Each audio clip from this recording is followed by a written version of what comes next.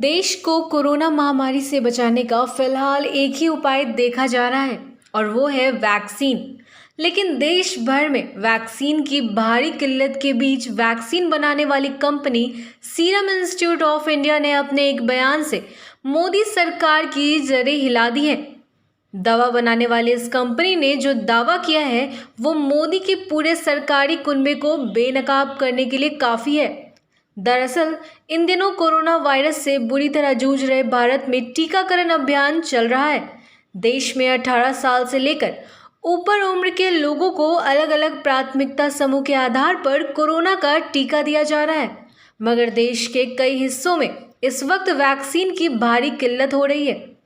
कई युवाओं को वैक्सीन नहीं मिल रही तो कई बुजुर्गों को इंतजार करना पड़ रहा है। देश में जारी वैक्सीन की किल्लतों के बीच पुणे के सीरम इंस्टीट्यूट ऑफ इंडिया के एग्जीक्यूटिव डायरेक्टर सुरेश यादव के एक बयान के बाद देश में सियासी तूफान खड़ा हो गया है। कंपनी के इस बयान ने केंद्र की मोदी सरकार की नाकामी और मूर्खता की पोल खोल दी है। दरअसल कंपनी की तरफ से शुक्रवार को कहा कि केंद्र की मोदी सरकार ने वैक्सीन के स्टॉक के बारे में जाने बगैर और विश्व स्वास्थ्य संगठन की गाइडलाइंस पर विचार किए बिना ही देश में टीकाकरण के बड़े अभियान को इजाजत दे दी है।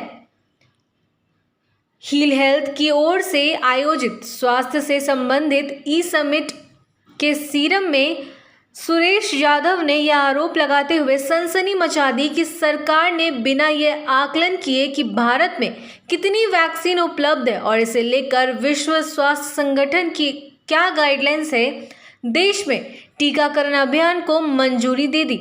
उन्होंने कहा कि मोदी सरकार को WHO के दिशा निर्देशों का पालन करना चाहिए और इसी के अनुसार प्राथमिकता के आधार पर टीकाकरण किया जाना चाहिए था, लेकिन सरकार ने अपनी मनमर्जी की, जिसकी वजह से आज हालात इतने खराब हुए हैं कि लोगों के सामने टीके का संकट खड़ा हो गया है।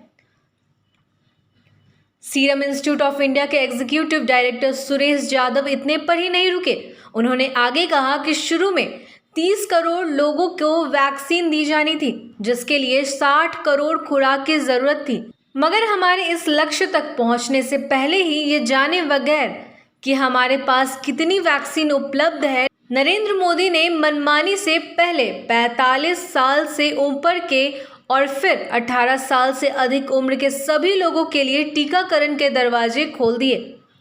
उनके इस बयान से साफ हो जाता है कि देश के प्रधानमंत्री नरेंद्र मोदी ने मनमानी करते हुए मूर्खता वाला फैसला किया, जिस कारण आज पूरे देश मौत के खतरे से जूझ रहा है। इससे पहले सीरम के ही प्रमुख अदार पूनावाला वैक्सीन की कमी के बीच देश छोड़कर लंदन भाग गया। उन्होंने अपने बयान में आरोप लगाया था कि यहाँ के राजनेता उन्हें धमकियां दे रहे हैं। ऐसे आरोपों के बीच अब ये समझना मुश्किल नहीं होगा कि उन्हें धमकियां कहां से मिल रही होगी।